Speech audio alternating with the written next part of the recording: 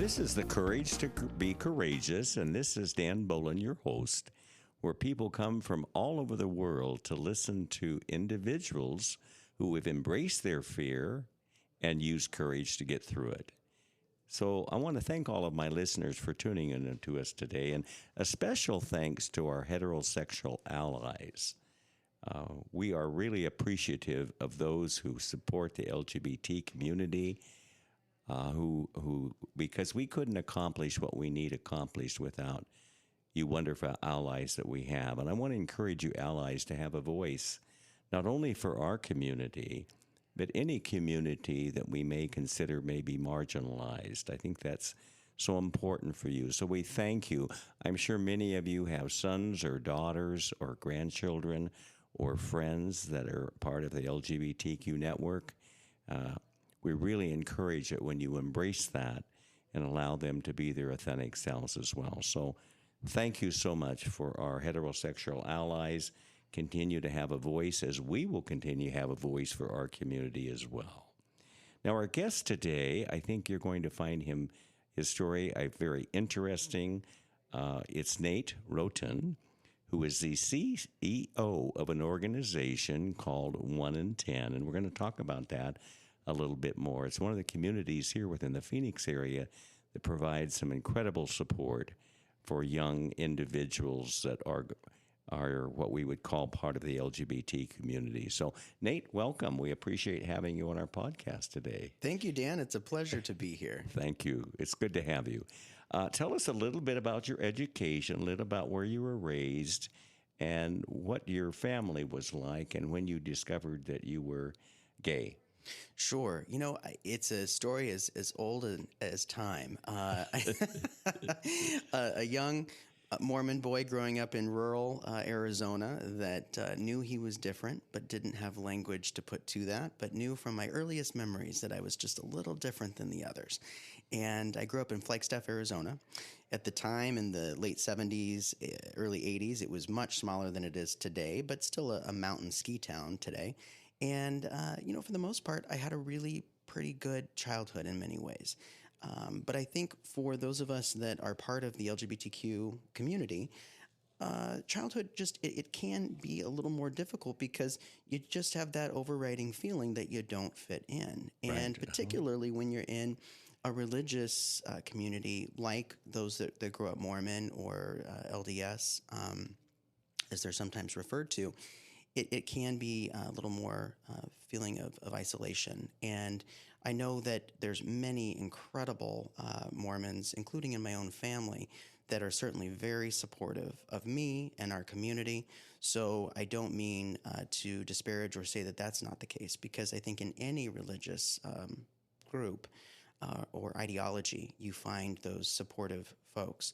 Unfortunately, though, most traditional religions still do not view the LGBTQ community as something that is in line with their teachings. So I think that's important to note. We're not talking about individual people, we're talking about the teachings of individual religions. And you know, it's interesting because I've made comments in my previous podcasts that organized religion has been the downfall of our community because of the judgment that they put Sure. upon individuals that are LGBTQ. There's a lot of judgment coming from organized religion. I couldn't agree more. But as you said, there's good people in those religions. So let's tell us a little bit about your family, your dad and your mom, and I believe you have a sister or... I have three sisters, one brother. Three? That's Yes. what it is. Okay, Yes. 3 sisters and 1 brother. So at what age, you said you were young, you knew you were different, where were you able to put the title of being gay to it? Probably when I moved to Phoenix in 7th grade. I think living in a more urban setting, in a larger school, certainly I had heard terms, like derogatory terms for gay people, and you can imagine what those are. Of course. Your typical ones. But I didn't really quite understand what that meant. I would say I was a pretty naive child. Mm-hmm. Most of what I learned came from watching the Oprah Winfrey Show with my grandmother. which was that was my unofficial education, and I appreciate those moments with her so much, and really think the world of what Oprah was able to do to open people's eyes that lived in smaller towns that weren't, part of some of these communities. But moving to Phoenix in 7th grade and going to a large school in Ahwatukee here in the Valley, it allowed me to see firsthand other kids who weren't out, because in the early 90s, late 80s, you didn't see that in school. Fortunately, now you do, and I think that's a really positive thing. But we didn't see that. We didn't even see it in popular media, in movies, television. Will and Grace was still years away from coming online. And so we still didn't have a person to think of. I didn't know anyone who was out and said they were gay. So it was still kind of a mystified experience, if you will. Well, and you didn't have a mentor. No. Anyone no. you could go to talk to. Right. And certainly you didn't want to come out to your parents. Of course, eventually you did. Now, I understand that you left the Mormon church. Tell us a little bit about how that happened. Yeah, and this is sort of, or not sort of, it is separate from me coming out, because I left the Mormon church when I turned 18. It was the expectation in my family that you would put your paperwork in to go serve a mission, which is a 2-year time period where Mormon youth go and help to spread the word, if you will, of that church, of their gospel is what they call it. And I had been very religious growing up, but as I became older and learned a little bit more about other religions and my own personal belief structure, it was no longer serving me, and it was something that I didn't feel comfortable teaching other people, because if I didn't fully believe it in my heart, how am I supposed to convert other people over to believing in a religion? So I ultimately decided to leave the church, which was really upsetting to my father. My mother had left the church when she divorced him when I was in 4th grade, so that side of my family was not Mormon, and they were fine with it. But it was really upsetting to him. And later, when I would come out at 24, he said to me then, "I wish you could have told me this when you left the church, because it would have helped me understand." But they really are two different things. And I said that to him, because he said, "If the church ever accepts LGBT people, will you come back?" And I said, "No, because I don't believe in it. It's just not something that I believe in my heart is true." So you really don't believe the teachings of the Mormon church? I don't. I think, like many religions, there's a lot of good in it. And certainly, like I said, there's a lot of good people. So I don't disparage any of that. But for me personally, it does not align with my own values. It doesn't have teachings that tell me that I'm a good person for being who I am.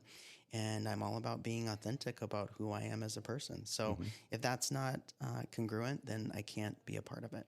I understand that. It makes a lot of sense, doesn't it?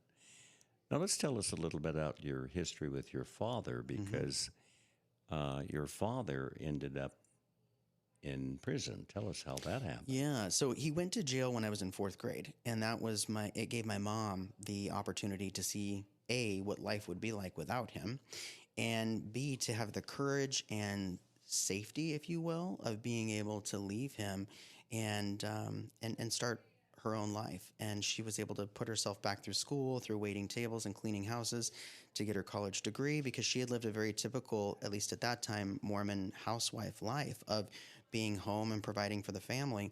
And so she didn't have a career to fall back on. So it was looking back on it, I can't imagine really how difficult that was to have, at the time, 2 young children. And she had me when she was 19. So she was in her, mid to late 20s, and not a lot of opportunity. So I really look up to her to this day for having the bravery to do that. And fast forward to today, my father continues. At that time, he only served a year in jail, but he continues to be his own worst hurdle. Like many people in the world, he is incredibly bright and so creative and charismatic, but it gets him into trouble. He never seems to be happy with what he has, and ultimately breaks the law again in trying to get something that he feels he deserves. So today, as my sister and I have liked to say, jokingly, that we found an incredibly secure senior living community for my father that provides meals and safety net and health care and all the things. And that's called prison. AKA state prison. So I don't currently, I don't intend to have a relationship with him anymore, but I would even say value the teachings and lessons that I have learned from him in a lot of good and challenging ways. And I think in life, when you have someone as close to you as your own father that you can see at a very early age is very flawed as an individual. You know, part of growing up is finally recognizing that your parents aren't perfect. Well, I recognized that at a very early age. And really being able to tap into who he was and what he did wrong so I could learn from those mistakes rather than, create them or commit them myself. That's where I get the value out of it. And at the same time, he was a really good father in many ways. So I'm grateful for that. But for me, it's better to just not have a relationship with him anymore. I think that's such an interesting comment that you made. And it's even in a tragedy of losing your dad and going to prison 2 different times, there's a gift. And the gift is what he taught you as a father. Yeah. The gift is acceptance of his mistakes, a gift that you're not going to make the same mistakes he did. So there were several gifts that came from that, even though it's a very tough time to go through to see your father put in prison as well. It also made me incredibly grateful for my sister, Angela, who is 18 months younger than me. And the two of us, today's actually her birthday. Wow. And I called her this morning to say happy birthday, and I ended up leaving a voicemail. And I said, "Hey, I'm calling to just wish you happy birthday." And then I broke into tears just because it just hit me how much I appreciate her in my life. 15 minutes later, she called me back and she's like, "Dang you, I just listened to your voicemail and then it made me cry and I just finished putting on my makeup today." But I think, when you go through adversarial situations like we did at such early ages and you're there for one another, it certainly bonds you in ways that no one can understand how close we are and how we understand and get one another because we went through it together. Yeah.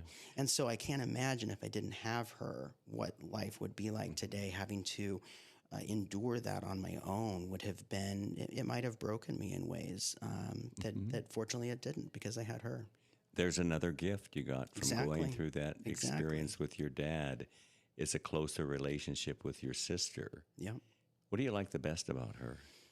Oh, wow. She's just so incredibly fantastic and capable and smart. I don't know how I can. Well, you know what? Yes, my favorite thing or the thing that I admire most about her is what an incredible mother she is. There I go, getting a little choked up again. It's okay.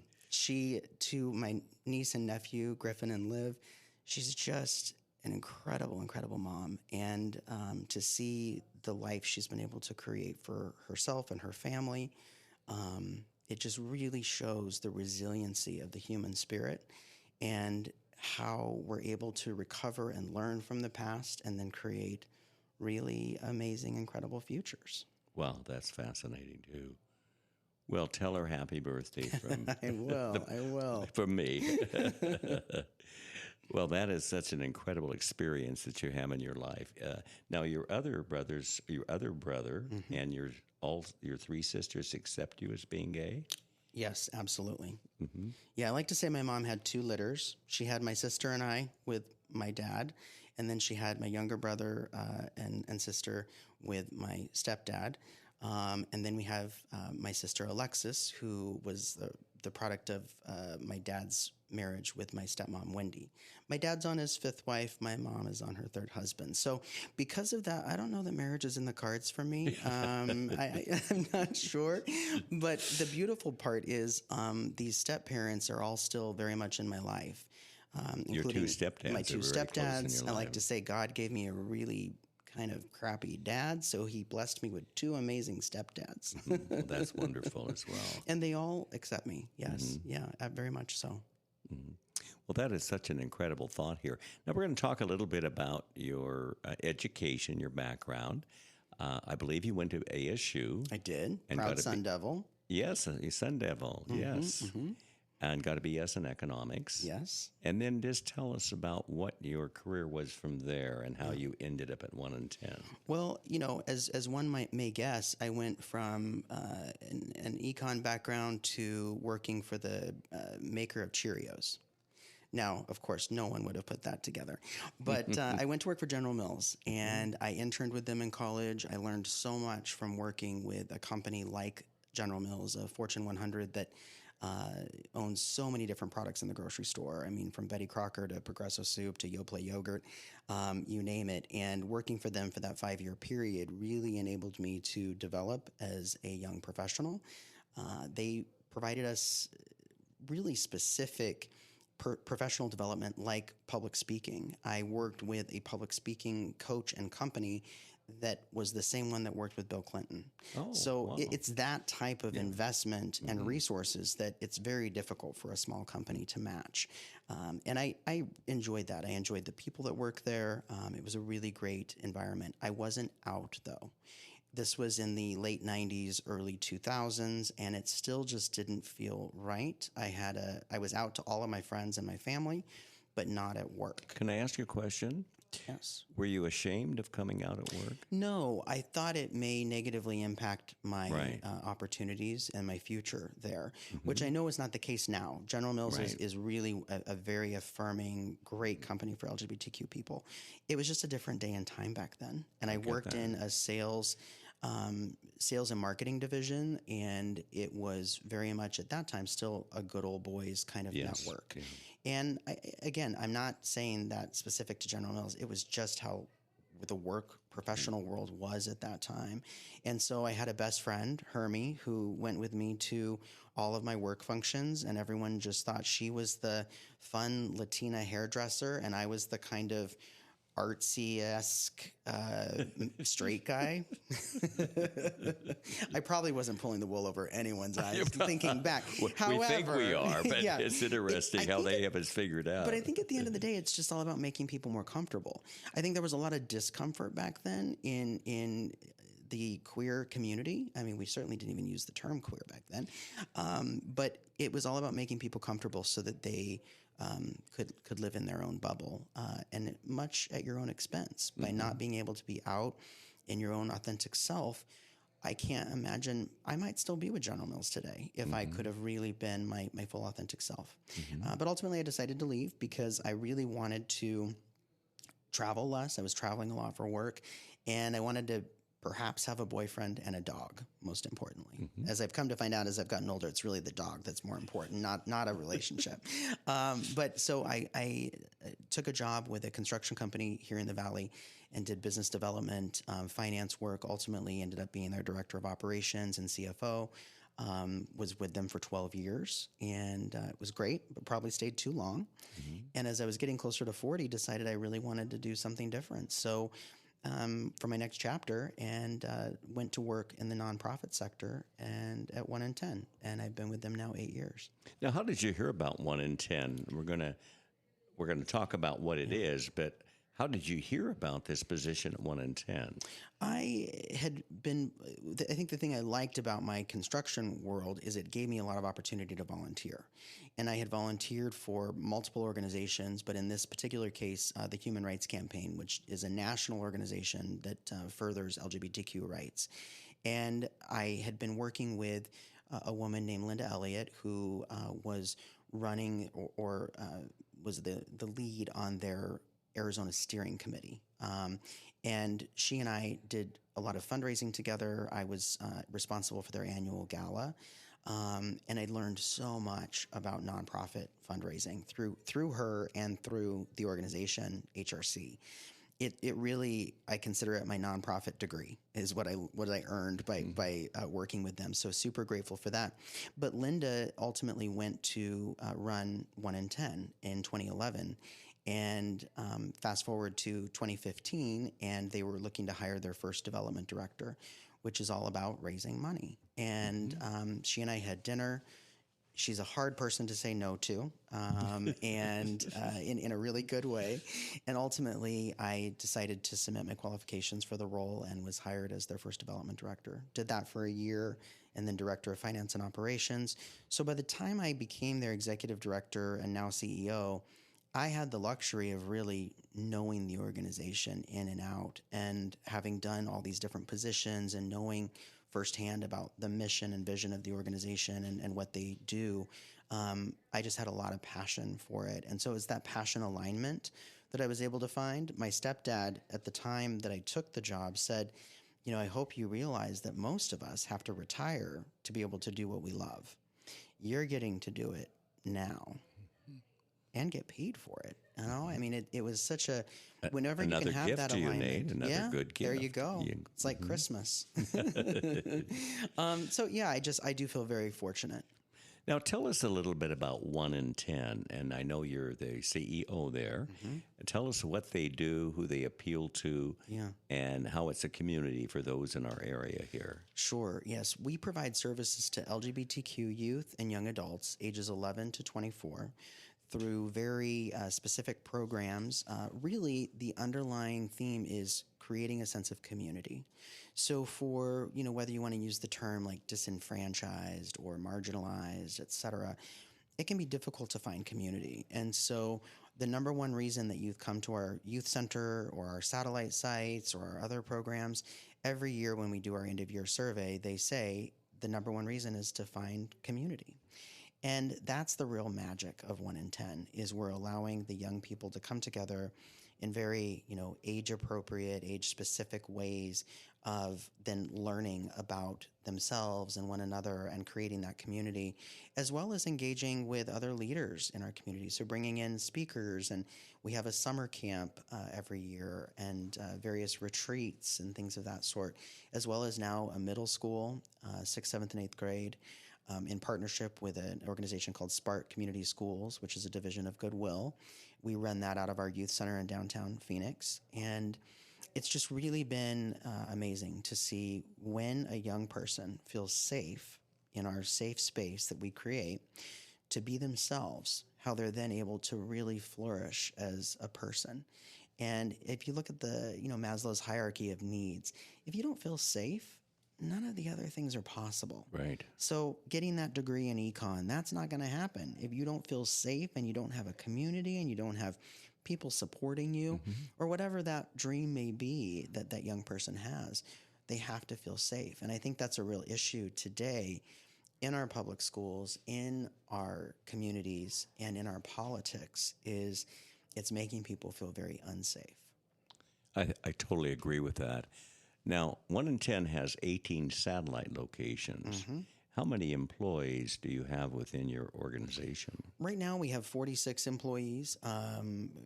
There's 12 of those are part-time. So I still call us the little engine that could. We accomplish a whole lot more than the sum of our parts. We have a lot of dedicated volunteers that help to make our programs possible. And there's just so many, community members here in Phoenix and in Arizona and even, further than that make what we do possible through donations of their time, talent, treasure, et cetera. And how are you funded, Nate? How is primarily 1 in 10 through funded? donations and grants? We're what's called 100% pretty much contributed revenue, meaning that it's money given to the organization by individuals or companies, sponsorship of our events and things of that sort, and then grants, whether those are through foundations or the government. We have a roughly $5 million budget right now. So, compared to the for-profit world, we're still a small company. But what we're able to accomplish each year and how we're able to assist and be there for young people, our housing program, for instance, is for young adults ages 18 to 24. The number one reason why these young adults are experiencing homelessness is from family rejection. So the ability of 1 in 10 to provide a safe one-bedroom apartment for these young people and all the wraparound services that they may need to a trajectory to independent living is truly life-saving. How do you measure that impact? if someone, is able to go through that program and then lead a successful, happy life because of it, that's worth more than winning the Powerball, if you ask me. Well, because it saves lives. Exactly. What a wonderful organization 1 in 10 is. I have not had the opportunity to see But we're going to 1 change in that. 10. Yes, I told Nate when we did the prelude to this that I'm going to come and I'm going to tour your facility because I appreciate the work that you're doing for our young people today, Yes, and thank you. helping them to be able to be a part of a community. And people know through my podcast how community is so important to me as well. Well, I really appreciate you sharing those thoughts with me. Absolutely. One of the things that I always ask, well, a couple of things before I say that, how do they get a hold of you? Can you give them the website? Yes, And I'll also put it in the notes too. perfect. Okay. Yeah, it's 1in10.org. That's spelled ONE, the letter N, TEN.org. Okay. How did it get its name, 1 in 10? That is a great question, and we need to put it on the website because we get asked that a lot. We were founded in 1993, so last year we celebrated our 30th anniversary. So I'm just a little older than 1 in 10, I like to say. Yeah. So am I. But I always say I'm 39 and holding. I have that for a lot of years. Me too. But back especially in 93, the thought was that approximately 1 in 10 of the population were LGBTQ. Now, we now know that it's actually quite higher than that, particularly of our younger generation. So Gen Z, which is currently ages 14 to 24, approximately 1 in 5 are identifying within the community. And that's because of the additional fluidity around gender and sexuality, which are two different things. And we now have language and community to go along with these various identities. I think right now something that has entered the political sphere is this desire to really focus on this and, how many more identities do we need? How many more pronouns do we need, et cetera? Well, at the end of the day, what does it matter? If we're giving language and identity to who someone is as a person, how does that hurt you or me? All we're doing is saying we see you, we accept you, we hear we you, love you, and you're okay. And this is a place where you can be all that you want to be. If we can just move in that direction as a whole country, as a globe, a world, the human community, then I think the world will be a better place. And we do get some negative attacks from certain far, polar opposite news fronts where they claim that we're turning young people gay or queer. If I had that power, I would do it for everyone because I love my life and I think being queer is amazing. But I don't have that power. It's not something we can do. It's something that we're born with, that is in our heart and soul when that first moment we enter this world. And it's just about, again, creating that safe space for people to just be who they are. Well, that is so encouraging to hear you say that because we need that. We need more inclusion in our life. I always say to accept a person as the human they are. Yes. As the human they are. And so it's not just fighting for LGBTQ rights, it's fighting for human rights. Every individual is a unique human and should be treated as a unique human. Even though there's some similarities with all of us, Absolutely. Each of our stories and lives are unique, and I appreciate that, and I applaud you for that as well. Well, I always ask my podcast guests, you have an incredible story. You've showed a lot of courage, and so has your sister showed a lot of courage. Yes, thank you. And your mom showed a lot of courage, too, in being able to make a remarkable change in being who you are and coming out authentically. So how would your story help our podcast listeners? Because we get all different types of listeners from different parts all over the world. How would your story, for those that are caught in some type of fear and they need some courage to get through their fear, how is your story unique, and what would you like to say that would help them to be able to work through their fear and be authentically themselves? I would encourage folks to really do an inventory of who in their sphere, as you said, or world, is able to be a support to them, that they're able to really be their full authentic self with. And that person may not be someone that they know in what I would call quote unquote real life. It could be on, some sort of online community or chat room. There's resources that are available. You can find them on Trevor Project if you're a young person, or HRC's website and others across the country, where you can find that community where you don't have to, if it's really unsafe for you to be out, then don't be out right now. I would absolutely support someone in staying closeted, as the term goes, if it's not safe. So it's figuring out the ways that you can be out and who you can be out to, so that you can have that peace until it's fully safe for you to do so. You made an interesting point when I interviewed Von Frisbee of the Trevor Project, and their survey showed if they had one affirming adult in their life, just one, they're 33% chance less of committing suicide. Right. So that's the community that they need to find, and 1 in 10 provides an excellent community forum. The Trevor Project does. Other organizations for seniors, the SAGE organization, Outright International that's fighting for gay rights worldwide. There's some incredible organizations in the community that is there to be able to help those individuals. And I really thank you for sharing this podcast with me today. And you made a couple of things, too. I have some notes here that I think are pretty impactful. You said, do not be complacent, follow your heart. What does that mean? I think there's times when we can feel so overwhelmed, and it does lead to complacency, because you don't feel like you can mobilize around something, or you feel that you are so alone that there's no one else around you. And that's why I said the term inventory, which maybe sounds a little unemotional here, but it can be as simple as just starting to write some things down. Like what brings you joy? And for many of us, when we're in those low moments, it's hard to think like, oh, this is going to help me, but it really can. And then you start to come out of it through identifying those things and activating around it, and really bringing those, that inventory or list of things into your world and life, to help you to find joy. Is there anything you would say, Nate, to help individuals to live authentically when they're not living that way right now?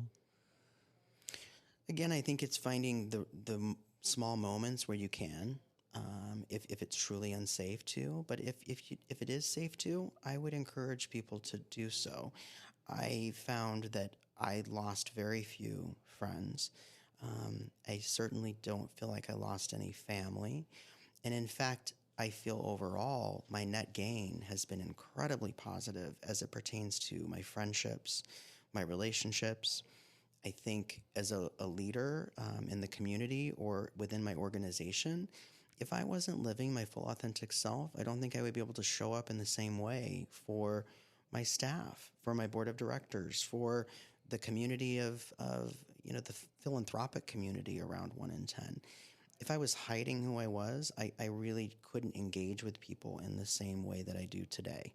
So it would be a disservice to me, but ultimately a disservice to others, and it would mean I wouldn't have a true relationship with them. Excellent thought. Are you happy with your life?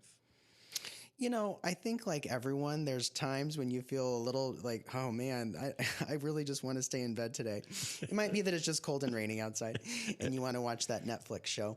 But I am. I also, after being at 1 in 10 for 8 years, I'm starting to think, what will the next chapter be? I turned 46 in April, and I think I have at least a year or a couple more years with 1 in 10, because there's some really exciting things we're working on, and I selfishly want to be a part of that. But what does the next chapter look like? I don't know yet, Dan, but I'm excited to find out. And so I would say, yes, I'm happy, but also I'm excitedly looking forward to coming around that next curve in the road, and what will that hold for me? Excellent comment. Are you peaceful with your life? Oh, That's hard. I had a number of health issues last year. I jokingly say I felt like a used car and all of my check engine lights went on, and my warranties expired. But now that I've overcome those and gotten through it with great medical care, I do feel peaceful, and now at least I can get back to practices like yoga and things like that I Yes. couldn't do due to this back issue that I was going through. But I think that's another great example, though, too. No matter where we are in life, there will always be things that come up, whether it's your personal health, whether it's friends and family, the loss of a dog, which I had happen to me a few months ago. He passed away from cancer. Those all can really throw a curveball at you. Mm-hmm. And that's when you need that community more than ever, because you can't shoulder it alone. And so having those people you can turn to is just going to make all of those things a little more bearable. It's not going to say it's not going to hurt. You're going to cry. You might, bleed a little from that cut, scrape on your knee or whatever, you want to call it. But it enables you to persevere and resiliently get through it. Excellent. And I think you made so many powerful points just there. And I think one thing it made me think of, when you get through the fear you have in your life, whatever fear you have, could be health fear, could be fear of losing your family by being your authentic self. Mm-hmm. When you get through the fear and use courage to do that, in my case, in my story, I had a peace of mind that I had never had before, because I accepted me for who I was. Yeah, and that's powerful. And I think that's the most. I think that's the most powerful thing for me. Even though it was painful, I went through a divorce because of it. I really accepted Dan as a beautiful gay man, and I had a sense of peace and acceptance, and that's powerful for me. And I think it's been powerful what you have done as well too.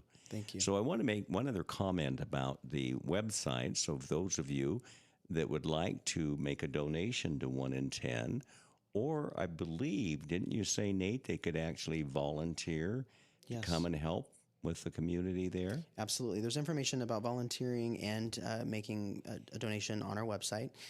We do quarterly volunteer open houses. They're done via Zoom. And so there's information on our website about that too, where you can attend these Zooms from the comfort of your own home and learn about what opportunities are available and how to get engaged and all of those good things. Okay. And those range from, very episodic to like one-time volunteer things to if someone wants to volunteer for us on a weekly basis, into the future, we have those types of opportunities too. Excellent. So listeners, there's a great opportunity out there for you to volunteer. And we hope that many of you, even if it's not the organization in the Scottsdale, Phoenix area, find one in your area. Yes. That I'm sure there's other organizations locally, especially in the bigger cities, where you can volunteer and be able to support the community. And we encourage all of you to do that. Again, it's 1, O-N-E, and then N, and then 10, TEN.org. So we encourage all of you to check that out. And we thank you, Nate, so much for coming. Thank you for your vulnerability and telling an incredible story. Thank you for your courage and strength. And I promise I'm going to be coming down to look at the organization and taking a tour. Well, when I go on the podcast and say it, we have it in a voice, right? Well, and thank you, Dan, because if you hadn't come out to be your fully authentic self, I wouldn't be here with you today. That is true. That's a gift, isn't it? A great gift. Well, Nate, thank you. It's been my pleasure to interview you, and we'll look forward to coming and visit your facility very soon. Sounds great. Take care Thanks now. so much. You too. Bye-bye.